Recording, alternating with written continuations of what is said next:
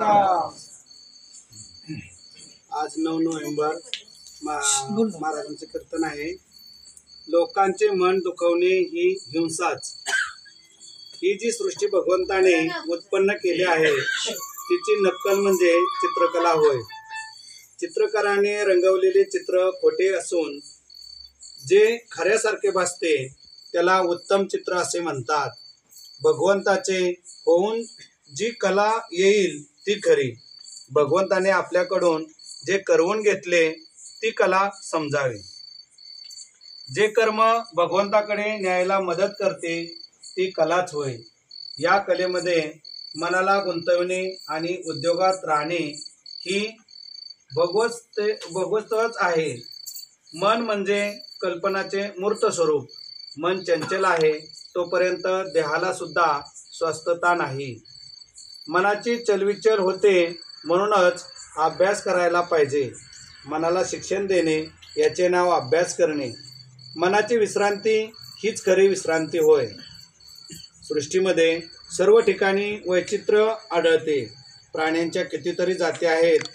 माणसे सुद्धा एकसारखी एक कुठे असतात, पण सर्वांमध्ये भगवंत मात्र सारखाच ओवलेला आहे। जगामध्ये प्राणी एकमेकाला मारक असून देखील कसे जगतात हे पाहिले म्हणजे आश्चर्य वाटते। जगामध्ये माणूस आणि वाघ दोघेही राहतात, परंतु दोघांनाही एकमेकांची भीती असते म्हणून एक दुसऱ्याला सहसा मारित नाही।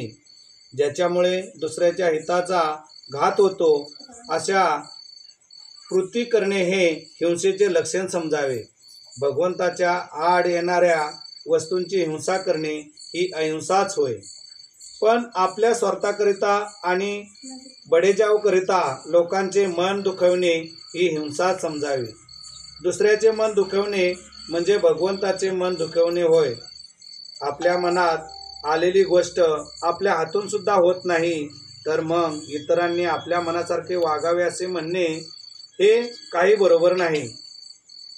आपल्याकडे बायका चातुर्मासामध्ये नियम करतात।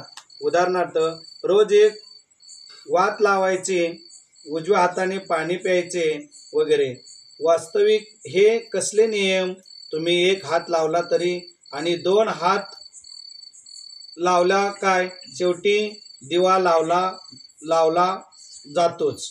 त्यापेक्षा मी कोणाचे अंतःकरण दुखवणार नाही असा नियम करावा। प्रथम 4 महिने करावा आणि मग वर्षभर पाळावा आणि नंतर जन्मभर ठेवावा। काही बायका चतुर्मासात मीठ सोडतात। असे आळणी खाणारी बाई जेवायला बसली असताना मीठ वाढायला आलेल्या बाईला दुरूनच नको नको म्हणते, कारण न जाणो चुकून मीठ किंवा मिठाचा पदार्थ पानात पडायचा हे असे ती सांभाळते। त्याचप्रमाणे आपण कुणाचे अंतःकरण न दुखवण्याचा नियम केला की आपण किती बेताने बोलू आणि कोणी आले तर आपण किती काळजीपूर्वक वागू। भगवंत चोहोकडे आहे असे आपण म्हणतो, पण त्याप्रमाणे वागत नाही। याला काय करावे? भगवंताचे घेऊन त्याच्या नामात राहावे हाच एक मार्ग आहे। जय जय आजचं सुवचन आहे। अंतःकरण न दुखवता बोलणे हेच वाचेचे तप असे म्हणतात।